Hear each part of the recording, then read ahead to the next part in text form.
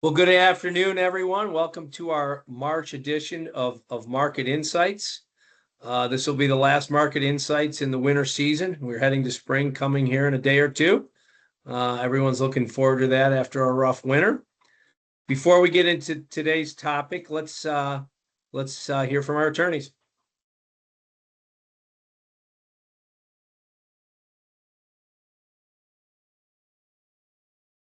Okay. Well, let's stick to the script here, and the script's always let's take a quick review of what occurred since February, and just take a step back. And Gavin, what get us caught up on from our last session. Yeah, it's a good time to catch up. Really in February we for a while now we've been in a risk on, I guess you would say, regime between quads 1 and 2.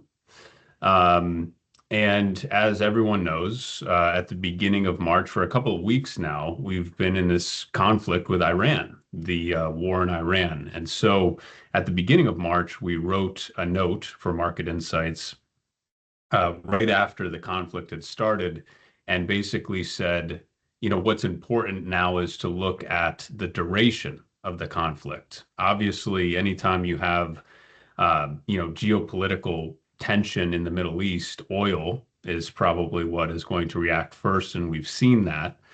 And then at this point, all we can really do is track day to day our own investing process and all the data, and see how long this will, play out for. And I could get into specifics on, why that matters for oil. But really, that's where we are right now, is kind of in this in between where some of our more aggressively active risk management models and strategies have taken down risk. Others are watching closely to see how this plays out. And this is what we're meant to do at Park Edge. This is a perfect situation for us in terms of, having an active risk management process in place and doing well for our clients. Yeah, I would I'm add sorry, that Richard.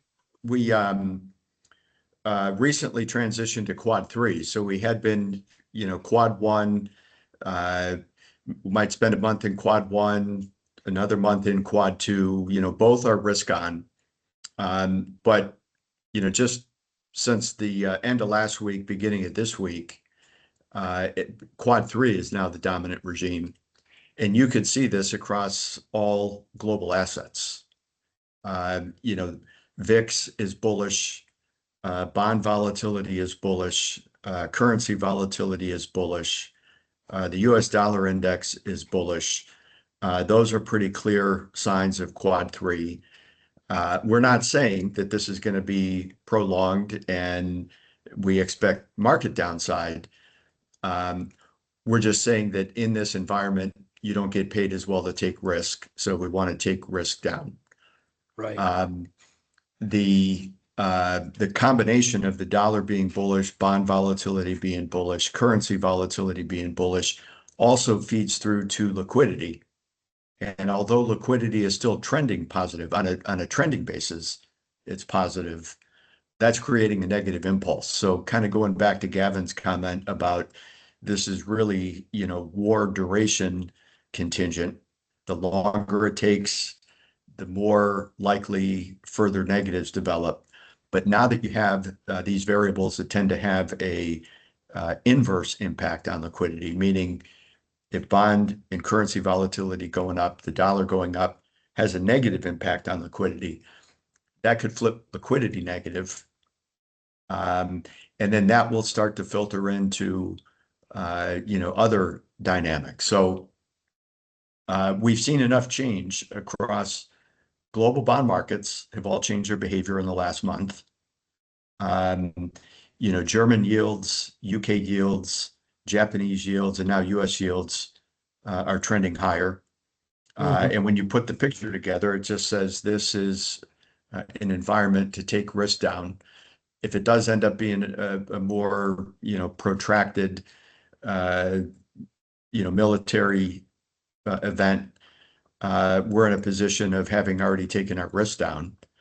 And if things change, then we'll change along with it. But until then, that's kind of the main picture, is that we're in a risk-off regime.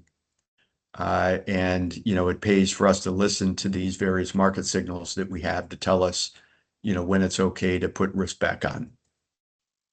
You know, Rich, just for the viewers here, could you just give them, the two characteristics of quad three, just so we haven't, we've been, more bullish lately. Just give them a kind of a framework of what you see. Yeah, in quad so three. the vertical axis, you plot the rate of change of economic growth. Horizontal axis, you plot the rate of change of inflation. They're either going to be accelerating or decelerating. It's not the level that matters, it's the change. So 3% GDP growth doesn't mean anything. What matters is it 3 compared to 4, which is deceleration, or is the 3 compared to a 2%, which is acceleration. So quad 3 would be in the bottom right corner. That's characterized by economic growth slowing and inflation picking up. That tends to be risk off. Probability of market going down is higher than it going up. It does not mean that every time we go to quad 3 or even quad 4, which is another risk off regime, does not mean that we're going to have a big decline or a crash. Mhm. But the converse is true. Anytime there's been a big decline or a crash, it's come from quad 3 or 4. Right. It doesn't So happen in 1 or 2. it just doesn't happen, Right. in 1 or 2. There's no history of that. So it's just a matter of being disciplined about saying, okay, anytime, kind of like the weather conditions, when that annoying siren goes off and says, we're issuing a severe weather warning. It's no guarantee that it's going to be a bad storm or it's going to be worse than last time or anything like that. It's just saying probability of something bad just went up.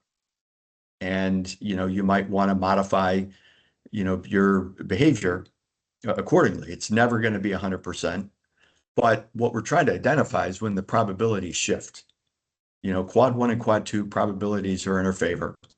No guarantee of a good outcome just because we're in quad 1 or 2. It's just that's what the probabilities favor. And when you get to a quad 3 or 4, the probabilities shift, and we want to adjust our risk commensurate with that. That's a good update. Speaking of the weather siren, we had a meteor almost blow us up here yesterday in Cleveland.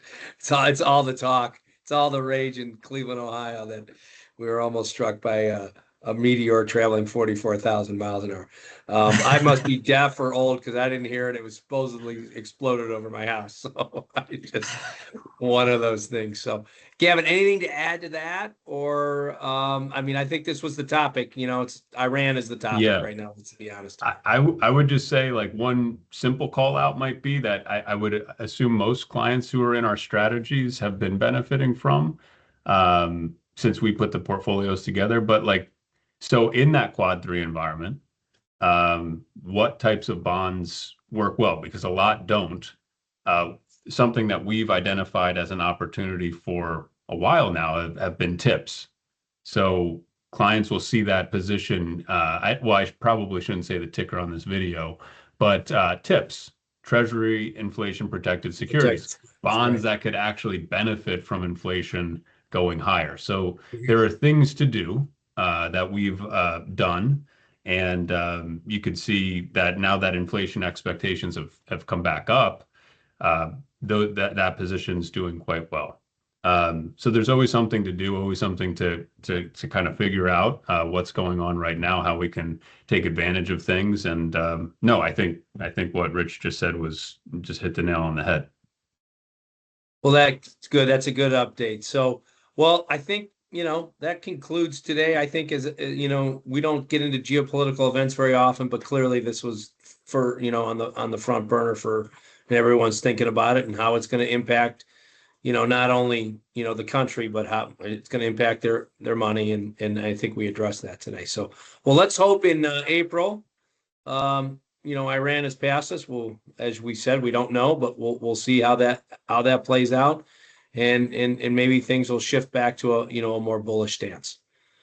With that, have a great day, guys, and thanks for your time. All right, sounds good. See you, Thanks, Todd. Todd. Bye, everyone.